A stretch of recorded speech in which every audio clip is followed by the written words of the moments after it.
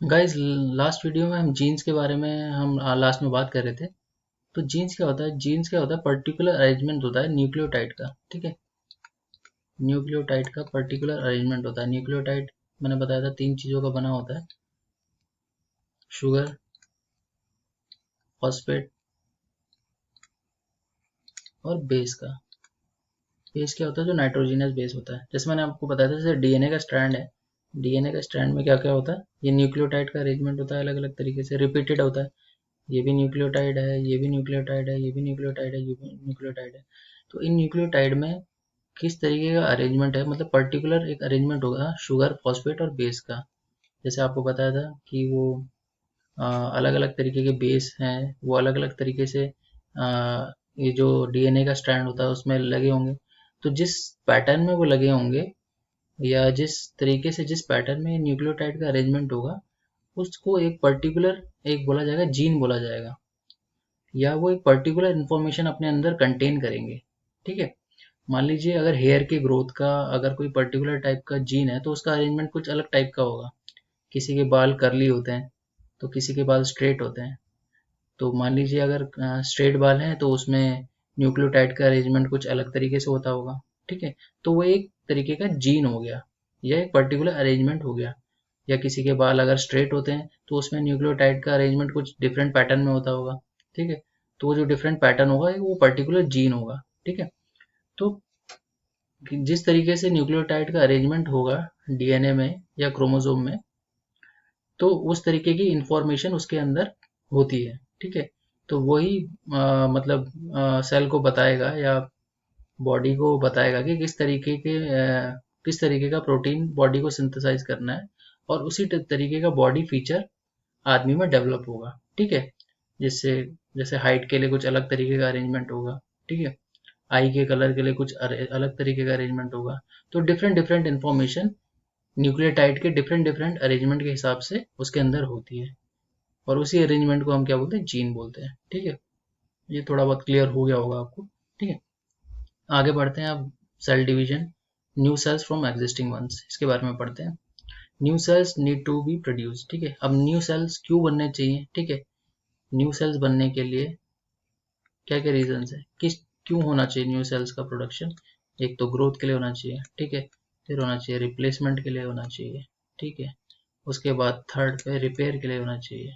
Okay, फिर चौथा है रिप्रोडक्शन के लिए होना चाहिए। ठीक है, अब ग्रोथ के लिए क्यों होना चाहिए? अब एक सेल डिवाइड होता रहेगा। अब ग्रोथ होने के लिए क्या होगा? सेल्स का डिवीजन होना ज़रूरी है। सेल्स जब बढ़ेंगे तभी तो आपकी ग्रोथ होगी।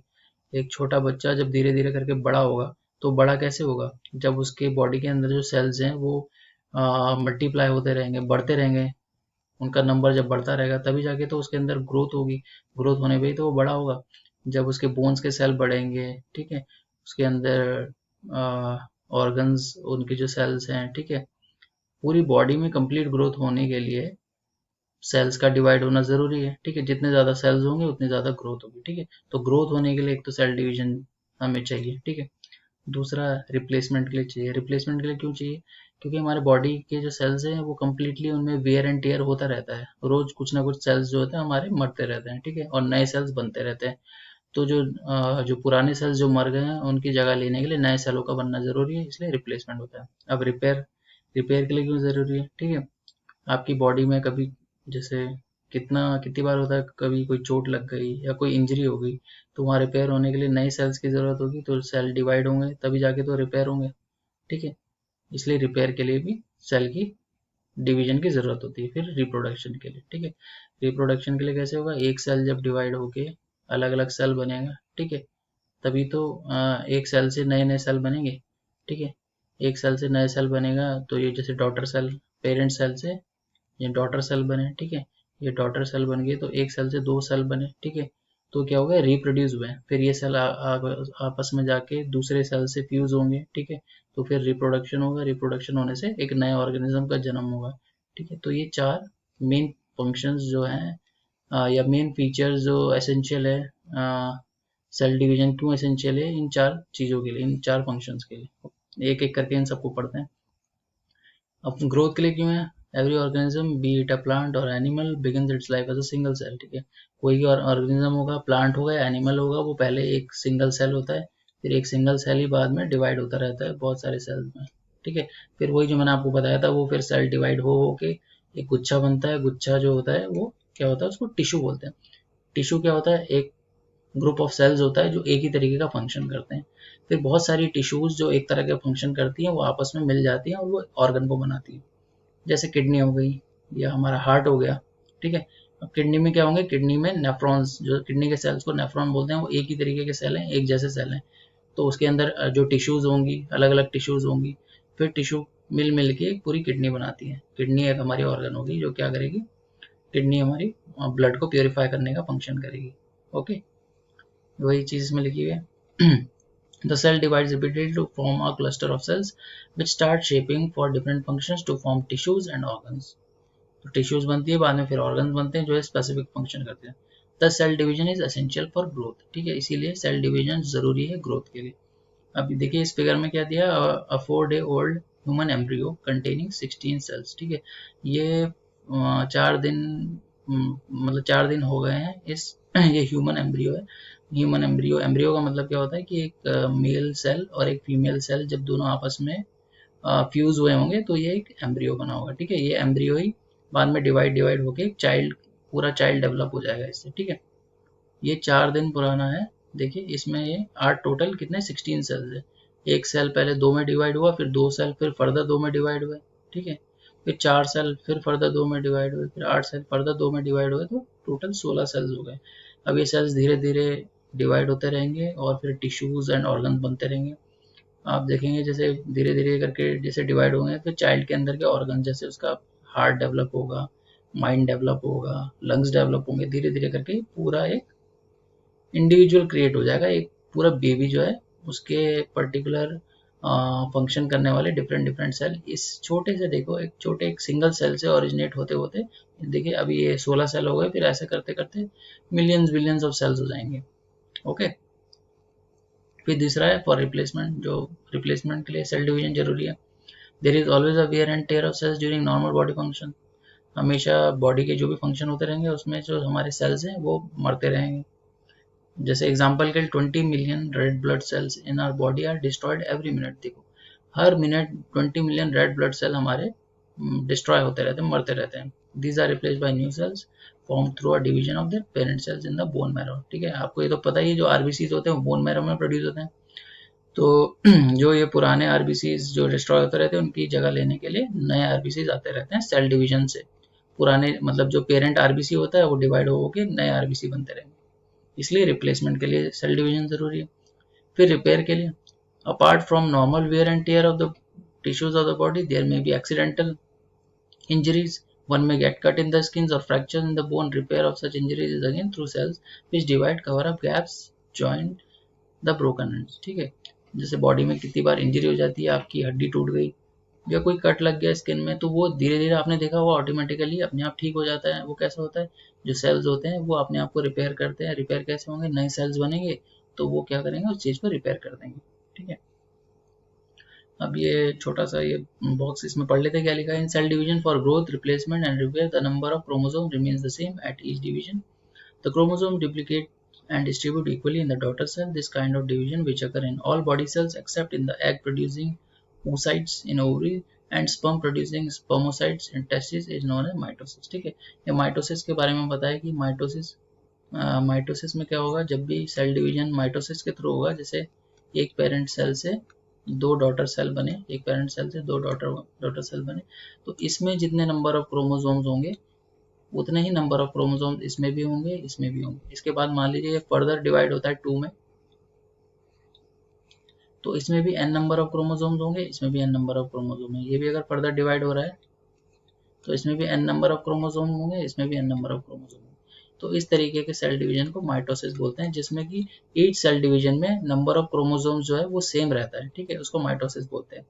इसके ये नॉर्मल बॉडी सेल्स में यही होता है, लेकिन जो रिप्रोडक्टिव सेल्स होते हैं हमारे, ठीक है, जैसे मान लीजिए स्पर्म सेल हो गया, या फीमेल्स में जो होता है ओवरी सेल्स जो होते हैं, जैसे मेल्स में हो गए स्पर्म सेल्स हो गए या स्पर्मेटोजोआ बोलते हैं इसको, और फीमेल्स में जो ओवरी सेल्स होते हैं या ओवा होता है, इनमें इस तरीके का डिवीजन नहीं होता, इसमें डिफरेंट तरीके का डिवीजन होता है, उस तरीके के डिवीजन को मियोसिस बोलते हैं। ठीक है, ये मियोसिस जो होता है जनरली रिप्रोडक्टिव सेल्स में होता है। ठीक है, इनमें क्या होता है, अगर ये सेल डिवाइड होगा दो में, या ये सेल डिवाइड होगा दो सेल्स में, तो इसमें जो क्रोमोसोम का नंबर मान लीजिए n था, तो इसमें हाफ क्रोमोसोम आएंगे और इसमें भी हाफ क्रोमोसोम होंगे, n/2 इसमें n/2 और इसमें n/2, तो हाफ हाफ हो जाते हैं। ठीक है, तो इसको मियोसिस बोलते हैं, यही इसमें बताया। अब ये कह रहा है फॉर रिप्रोडक्शन, रिप्रोडक्शन के लिए भी सेल डिवीजन जरूरी है। तो reproduction is also through the activity of dividing cells. Amoeba और bacteria just divide to produce two similar independent cells by mitosis. अब अमीबा की बात करें, अमीबा एक सिंगल सेल्ड ऑर्गेनिज्म होता है। जब वो दो चीज़ों में डिवाइड होता है, मतलब दो अमीबा सेल्स में डिवाइड होता है, तो वो सिंपल माइटोसिस के थ्रू हो जाता है। ठीक है, लेकिन हायर ऑर्गेनिज्म में जो मतलब जिनमें बहुत सारे सेल्स होते हैं, मल्टी सेल्ड ऑर्गेनिज्म हो गए, जैसे ह्यूमंस हो गए, तो उसमें क्या होगा, स्पेशल सेल्स होते हैं रिप्रोडक्टिव, जो रिप्रोडक्टिव सेल्स होते हैं रिप्रोडक्टिव ऑर्गन्स के अंदर प्रोड्यूस होते हैं। ठीक है, उनके अंदर जो सेल डिवीजन होगा वो मियोसिस के होगा, मियोसिस के थ्रू होगा। जैसे कि ह्यूमंस में to produce sperms and eggs. ठीक है, मेल्स में स्पर्म्स प्रोड्यूस होंगे और फीमेल्स में एग्स। तो the sperms and egg receive only half of the number of chromosome of the parent cell. ठीक है, स्पर्म या जो एग होगा, जो मैं अभी आपको बता रहा था, उसमें क्या होगा, half of number of chromosomes आएगा पेरेंट सेल का। अगर स्पर्म्स है, ये पेरेंट सेल है, तो ये जो इसके डॉटर सेल्स आ गए, इसमें नंबर ऑफ क्रोमोसोम क्या हाफ हाफ आएंगे। लेकिन इसके लेकिन जब हम माइटोसिस की बात कर रहे थे, उसमें जो नंबर ऑफ क्रोमोसोम्स थे वो सेम आ रहे थे डिवीजन में। लेकिन मियोसिस में क्या होता है, नंबर ऑफ क्रोमोसोम क्या हाफ हाफ हो जाते हैं डॉटर सेल्स में। ये एक मेन इनमें डिफरेंस है। और जो माइटोसिस होगा वो नॉर्मल सेल्स में होगा, लेकिन रिप्रोडक्टिव सेल्स में मियोसिस होगा। ठीक है, ये बात यहाँ हो रही है। The sperms and egg receives only half of the number of chromosomes of their parent cell, one chromosome from each pair. This reduction in chromosome number is very significant. Look, जैसे ये कि look at the following example in humans, humans के का example दिया इसमें, देखिए chromosome. अब humans में जो एक सेल के ह्यूमन बॉडी का जो भी एक पर्टिकुलर सेल होगा, उसमें हमेशा 46 क्रोमोसोम्स होते हैं, और क्रोमोसोम्स हमेशा पेयर्स में होते हैं, तो 23 पेयर्स होंगे, 23 जोड़े होंगे। ठीक है, बॉडी सेल अगर बात कर रहे हैं, तो देखिए उसमें 46 क्रोमोसोम है, 23 पेयर्स है, 2n। ठीक है, वुमेन में भी अगर कोई बॉडी सेल होगा, उसमें भी 46 होगा। ठीक है, बराबर होंगे बॉडी सेल्स, 23 पेयर्स। लेकिन इनके जो रिप्रोडक्टिव सेल्स होंगे, या सेक्स सेल्स बोल सकते हैं, और मेल में स्पर्म्स हो गया और फीमेल्स में एग्स हो गया, तो उसमें क्या होगा, देखिए अब जब वो डिवाइड होगा तो उसमें 23 क्रोमोसोम्स आएंगे। ठीक है, हाफ आएंगे, और फीमेल्स में भी 23 सिंगल सेल्स आएंगे। लेकिन जब ये दोनों मेल का स्पर्म्स और फीमेल का जो एग होगा, जब वो आपस में फ्यूज करेंगे, या फर्टिलाइज फ्यूज होने के बाद जब फर्टिलाइज करेंगे, तो जो वो उसमें फर्टिलाइज होने के बाद जो सेल बनेगा, फर्टिलाइज जो सेल होगा, उसमें दोबारा से फिर 46 ही क्रोमोसोम्स आ जाएंगे। ठीक है, दोबारा से 46 क्रोमोसोम्स आ जाएंगे, या 23 पेयर दोबारा से उसमें रिटेन हो जाएगा। ठीक है, इतना क्लियर है आपको? ठीक है, ये सिंपल चीज़ है।